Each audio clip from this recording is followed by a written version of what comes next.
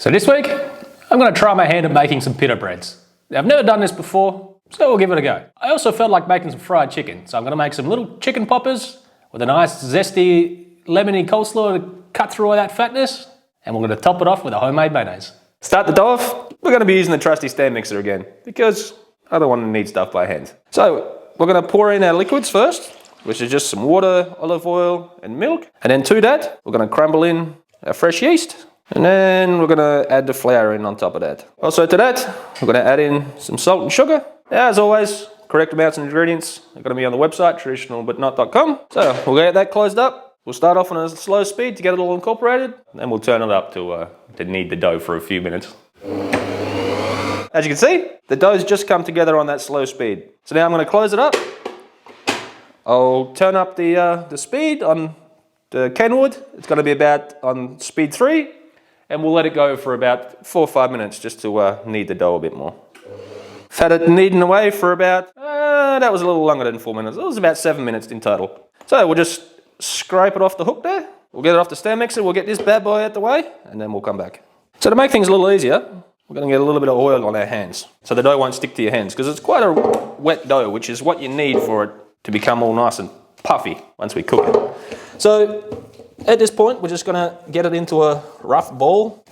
We shouldn't have to put any extra oil in the bowl because it should have enough on the dough to stop it drying out from your hands. Plop that back in there, and then we're going to just cover that up. You can put some plastic wrap on, whatever you want to, and then we're going to let that double in size. I've already juiced 4 lemons, and I've put it into this saucepan, and now we're going to reduce this to about half, and then we'll add some sugar. So I've reduced my lemon juice by about half here. Now I'm going to add a couple of tablespoons of sugar.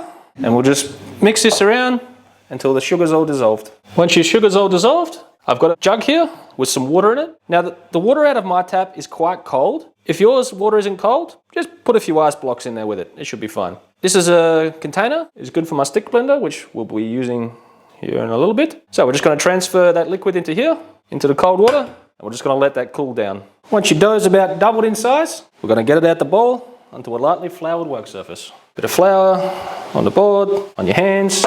Okay, once you get your dough out, we need to portion out into 8 equal pieces. Easy enough, you just want to cut it up and get 8 equal pieces. Once you've got them all out into 8 equal pieces, you just want to put down a little bit of flour on the board, not where you're going to be rolling these out in the little bowls though. So you just want to flatten it out a little bit, then you bring all the edges in, make sure it's sealed, and then just make it into a nice tight little bowl. Now you don't want too much flour on your work surface when you do this because you actually want it to stick a little bit so you can create some tension in the ball. So the bottom's all nice and sealed. You got a nice little round ball and you just want to put that aside onto a floured bit of your work surface there. You're going to carry on and get the rest of them turned into little balls. Alright, once you've got them all rolled out into the nice little balls like this, you just want to cover them with a clean towel and we're just going to let them chill out here on the board for about 10 or 15 minutes to let them relax a little. Alright, so you've had them chilling out for about 10-15 minutes there. We're going to roll them out with a rolling pin.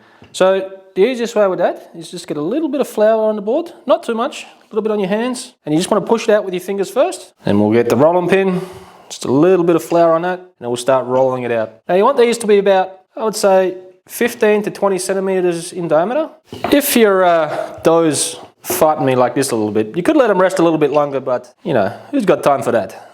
You just keep rolling it out. Once you've got it rolled out into roughly between 15 to 20 centimeters in diameter, you'll put this one aside and you'll carry on the rest. Don't stack these on top of each other because they will stick together. So we're going to put this aside, we'll bang out the rest and then we'll come back. Okay, so I've got my pan on a medium heat here. I'm just going to put my flatbread in and we're just going to let it cook away here until we start to get some little bubbles forming. I've got a carbon steel pan here, but any sort of cast iron or pan that retains heat is probably the best sort of pan you want to be using. Okay, now we've got some little bubbles forming on top. Now's the point you want to flip it over and you just want to apply a little bit of downward pressure and you want to move it around the pan so it gets even heat all over through the whole bread here.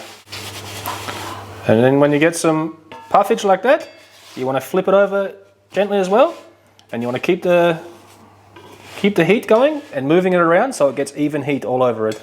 Be gentle at this stage and you want to keep moving it around and flipping it so you get even heat from both sides. And if you're lucky, you'll get the whole thing to puff, which we want it to happen, but I'm not sure if this is gonna work with the whole bread here. So I've got a standard 3-station breading setup here. Now to the flour, I'm gonna add about that much salt. Just give that a little mix in. And the eggs, I've already cracked in here and I've already beaten them just with a little bit of water. And as you can see, there's no stringy bits left, which is what you want. Also, with the panko, once I put it in the bowl, I just went through and I just crushed it between my fingers a little bit more, so it makes it a little bit finer. Because the chicken, now I'm using chicken thigh here, and I've already gone through and just chopped them up into pieces about yay big. We're gonna go through, and you wanna put some flour on it, bang off the excess, plop it in the egg, and then let it drip off, and then into the panko. Now you wanna cover it in panko, and you wanna get it, and you really wanna push it into the chicken. So you really want to get it in there so it sticks really, really well. Now, if you like a lot of breading on yours, you could go through and you could definitely bread it twice. But for this application I'm looking for today, I reckon if I just push it in really well on the first time, that's going to be more than enough for me. So we'll just give it a little shake to drop off any bits that haven't stuck. We'll place it on the plate and we'll go through and we'll get them all breaded. Once you got all your chicken breaded up, we're just going to set this aside for the moment and we're going to finish off this coleslaw. Okay, as you can see, I've already thinly sliced up and just cut it down a little bit more with this purple cabbage. And now, you could use any apple you like really, but I like Golden Delicious. So we're just gonna cut this into thin discs like that. And you're gonna cut them into little matchsticks like that.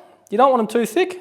And then once you've gone through and cut them all up, I'm gonna add it to the cabbage. Okay, to finish off this lemon dressing for the cabbage, I've already got some olive oil measured out here. And this is the little lemon sugar mix that's cooled down completely. Immersion blender goes in, we turn it on, and we slowly drizzle in the oil as we emulsify it. So I've gone ahead and I've added all of the oil. Now, I just went ahead and had a little taste. Now I want a bit more of a lemon kick to it, so I'm gonna add some of the zest of the lemon, and we're also gonna add about a teaspoon of salt. We'll go ahead and get that mixed in, and then we'll test again and see what we need to do. At this point, this is gonna be up to your taste. If you wanna add more salt or more lemon zest, just go ahead and add what you want to, whiz it up and just taste it to your liking. I've got this to exactly how I like it. So now we're gonna toss it through the cabbage and apple. I've made this dressing before on this channel and it was for a pork cutlet. It was from the MasterChef series. If you haven't watched it, you can go back and watch that. Now I made that exact recipe, which it's actually gonna be too much for this amount of cabbage. So I'm just gonna pour enough in to give it a good coating. We'll start with that. We'll get this all mixed through and then we'll see if we need to add any more. Once you've added how much dressing you want to add and some salt, we're going to go ahead, get this covered, stick it in the fridge, and we'll get to frying the chicken. I've got my oil heated up to a little bit higher than the temperature I want to be frying at, because obviously as I put the food in, it will drop down. So I've got it around 170 degrees there, which that's probably around perfect, but I've got it on full whack. So we'll go ahead and add the chicken in. We'll have to do this in batches. And then we're just going to fry these, and they won't take too long because they're quite small pieces. Once you got them in there, we'll fry them to a nice golden colour, and then by that time, they'll be cooked through. Once you're got some nice golden brown going on your chicken, you just want to go ahead and use a slotted spoon, and you want to put them straight into a little bowl here, and then you want to hit them straight away with this seasoning here.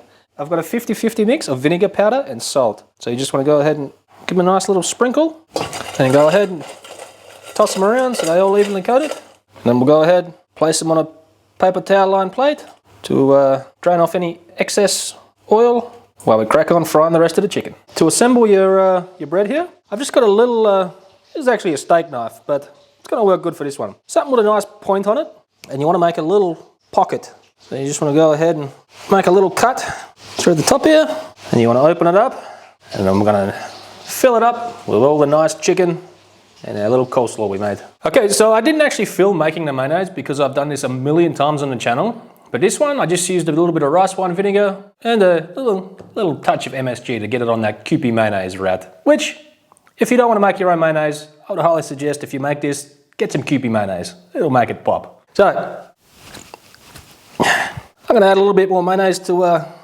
this one right in the center because, you know, I love mayonnaise. Now we'll go in for a bite. For starters, this tastes absolutely freaking amazing. It's so good. The nice crunchy chicken with that lemon coleslaw that's comes through. I'd even put this on a different type of bread, to be honest. That tastes really, really good. As for the pita, my first time making it, I think I did pretty well. Got a little puff out of it, filled them up quite nicely. Definitely a bit of a learning curve though, and they're not perfect, but for this application, oof, I'm a happy man.